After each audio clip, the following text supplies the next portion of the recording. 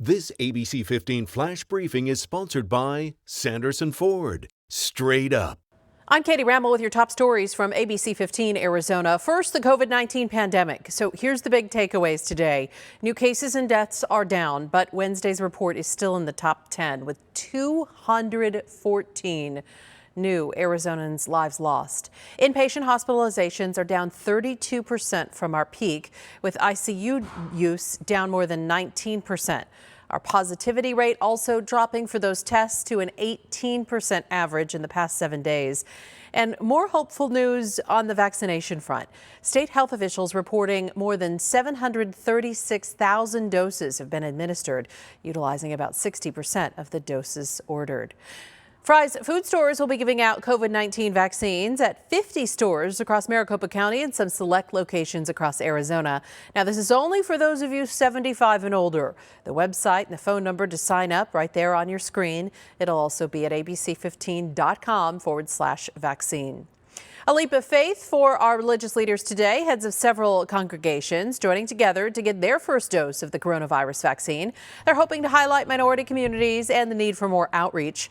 These leaders now planning to talk with their congregations with firsthand knowledge of the vaccine and its effects. Reverend John Martinez says far too many in the Latino community aren't getting the communication surrounding vaccines they deserve. While the state website has helped set hundreds of thousands of appointments, it's still only available in English, highlighting the obstacles facing those who speak a different language. La falta que tenemos aquí es de educación, información.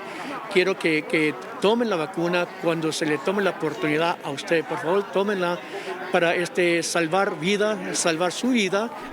Vaccine supply continues to be limited. The same group of faith leaders reached out in a united effort to the Biden administration for more doses and for increased access to our communities of color.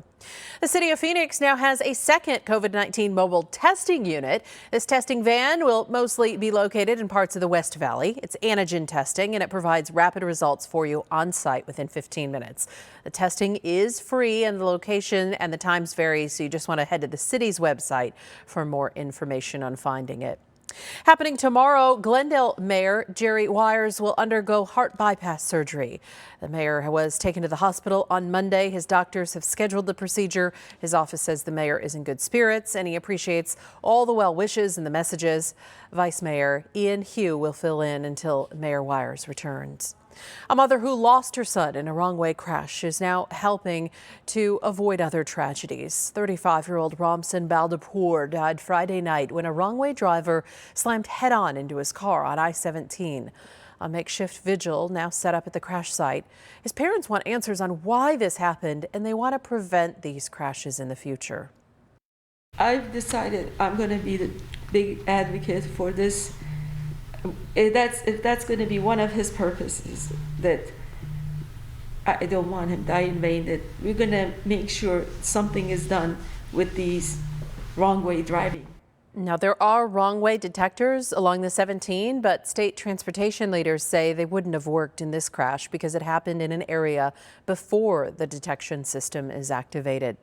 Some new developments in the fight over Oak Flat. A federal judge saying today he'll decide in a week and a half whether to block a land swap deal that would lead to the construction of the copper mine on land some Native Americans consider sacred.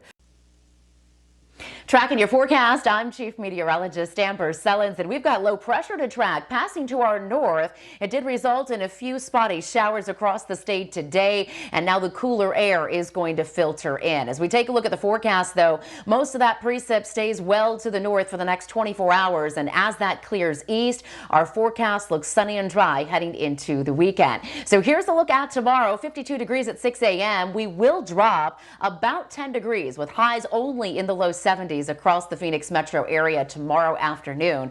Winds are going to be much lighter across most of the state tomorrow too as that cold air settles in, but it is still looking very breezy along the Colorado River Valley with highs in the 60s from Bullhead City down south into Quartzsite. Flagstaff will hit 41 tomorrow, highs in the 50s in Sedona and Payson. And as we look at the next 7 days here in Phoenix, we have 70s in play every single day. Low to mid 70s for the next 7 here in Phoenix. For the latest headlines, weather, and traffic, head to abc15.com or download our free ABC15 mobile app. This ABC 15 Flash Briefing is sponsored by Sanderson Ford. Straight up.